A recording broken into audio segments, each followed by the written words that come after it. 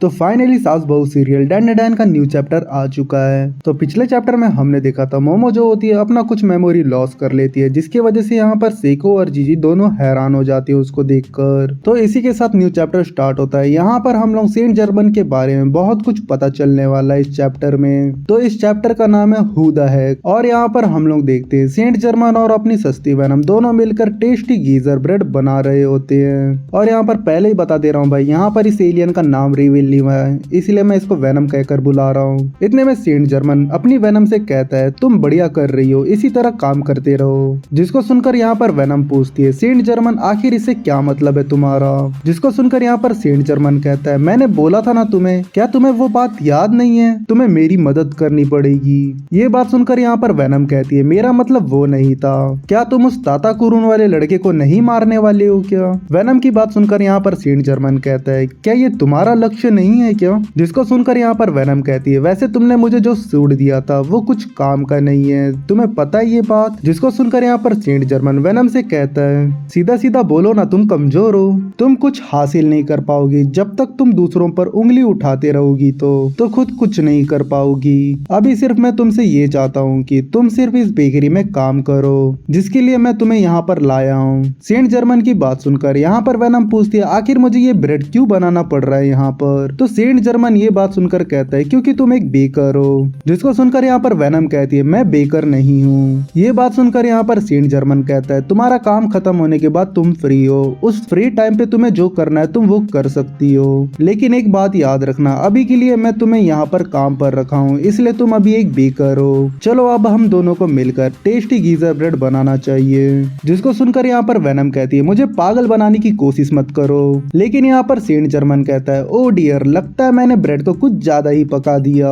इतने में वहाँ पर इन एंड्रे प्रकट होता है इनके सामने। उसको देखकर यहाँ पर सेंट जर्मन कहता है माय माय माय, आखिर तुम कौन हो बे। जिसको सुनकर यहाँ पर इन एंड्रे कहता है आई विश कि आप ऐसे रिएक्ट करना बंद करो जब भी हम मिलते हैं। तो इन एंड्रे को देखकर यहाँ पर वेनम पूछती है आखिर ये बंदा कौन है। लेकिन यहाँ पर सेंट जर्मन इन एंड्रे से कहता है तुम ऐसे किचन में आना बंद करो क्योंकि तुमसे तंबाकू की बदबू आ रही है। अब चलो यहाँ से कहीं और चलकर बात करते हैं। इतने में ये लोग बाहर आ जाते हैं और यहाँ पर इन एंड्रे सेंट जर्मन से कहता है माफ कर दीजिए सेंट जर्मन सर, लेकिन जो सरपोयंस ने जिस छिपकली को भेजा था हेल्प करने के लिए वो मेरे रास्ते का कांटा बन गया। इतने में इन एंड्रे सेंट जर्मन को एक बॉक्स देते हुए कहता है आपने जो कोजुकी मुझे लोन पर दिया था मैं उसे वापस देने आया हूँ। और हाँ सर, ये प्लान मेरा था जिसकी वजह से इस फेलियर की पूरी रेस्पॉन्सिबिलिटी मैं लेता हूँ, और साथ ही मैं उन एबिलिटीज को वापस लेकर आऊंगा जो उन लोगों के पास है। जिसको सुनकर यहाँ पर सेंट जर्मन कहता है चीजें जैसी थी वैसे ही रहने दो, मुझे पता है कि तुम्हारा इंटेंशन गलत नहीं था।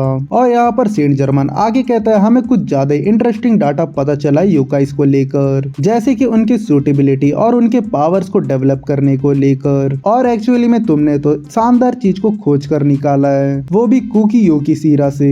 और उसके Lord of the fireflies abilities को तुमने उसके पावर को लेवल अप किया है। लेकिन जब से तुम खुले में आए हो सबके सामने तो जो सोर्सरर एसोसिएशन वाले तुम्हारे ऊपर एक्शन ले सकते हैं, अब हमारे लिए कार्यवाही करना कठिन होगा। इतने में इनेंड्रे कहता है सरपू लोगों ने तो हमसे हेल्प मांगी थी लेकिन वो लोग अपना फेस नहीं दिखाए। जिसको सुनकर सेंट जर्मन कहता है मैं उनके ऊपर बिल्कुल भी भरोसा नहीं करता हूँ और शायद वो लोग भी हम पर भरोसा नहीं करते हैं। और इसी के साथ भाई लोग हम लोग को एक कमाल का बात पता चलता है यहाँ पर। तो यहाँ पर सेंट जर्मन कहता है केवल इंसानी योकाइस का पावर यूज कर सकते हैं और ये बात उन एलियंस को समझ नहीं आ रही है। क्यों ना हम ऐसा करते हैं जो ओकारुन है और बाकियों को अपना दोस्त बना लेते हैं, जिसकी वजह से हम लोग एक अल्टीमेट योकाई बना सकते हैं। इतने में यहाँ पर सीन जाता है वेनम की तरफ जो कि खुद से बातें करते हुए बोलती है वो हरामखोर सेंट जर्मन आखिर उसको क्या लगता है वो क्या कर रहा है। इतने में एक छोटी बच्ची वेनम को आवाज लगाते हुए कहती है बेकर लेडी ये आपके लिए है। जिसको देखकर यहाँ पर वेनम हैरान हो जाती है। इतने में बच्ची की माँ कहती है हम यहाँ पर हमेशा इसीलिए आते हैं क्योंकि आपका जो ब्रेड होता है उसमें किसी भी तरह का मिलावट नहीं होता है और वो साथ ही बहुत ही टेस्टी होता है। इसी वजह से मेरी बेटी भी आपके लिए कुछ बनाना चाहती थी।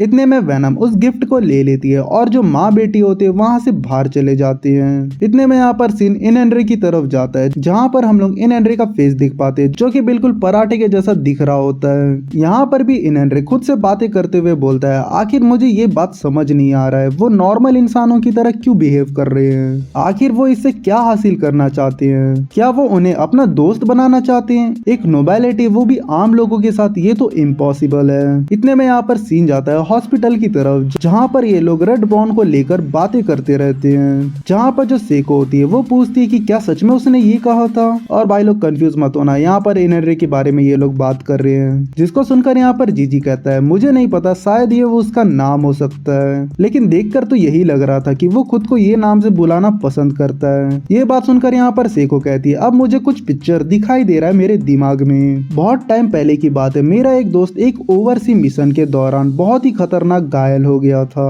उनका एक भयंकर दुश्मन था जिसको लोकल सामन भी एग्जॉर्सिज्म नहीं कर पाए। और भाई सामन बेसिकली तांत्रिक होता है, कंफ्यूज मत होना। और जो सामन था कुछ हद तक तैयार था, लेकिन जो उनके दुश्मन थे वो कोई योकाई नहीं, वो एक इंसान था और उसे द ब्लैक पैलेडिन कहते थे। और ये लोग योकाई और कर्सस की उनकी पावर को कलेक्ट करने के बाद काम धंधे के लिए बड़े कंपनीज में डिवाइनर बनकर काम करते हैं। देखा जाए तो जो डिवाइनर्स होते हैं वो कंपनी से जुड़े होते हैं और उन्हें बिजनेस डायरेक्शन और इन्वेस्टमेंट के ऊपर एडवाइस देने का काम होता है। लेकिन वो लड़का हमारे ऊपर अटैक लॉन्च करने की जगह वो कर्स यूज कर रहा था। और उस इंडस्ट्री में सबसे ज्यादा फेमस इंसान है असैसिन, जो कि खुद को फ्लाइंग एस के नाम से बुलाते हैं। और उनका नाम सुनकर बाकी कंपनियां भाग जाती है वहां से।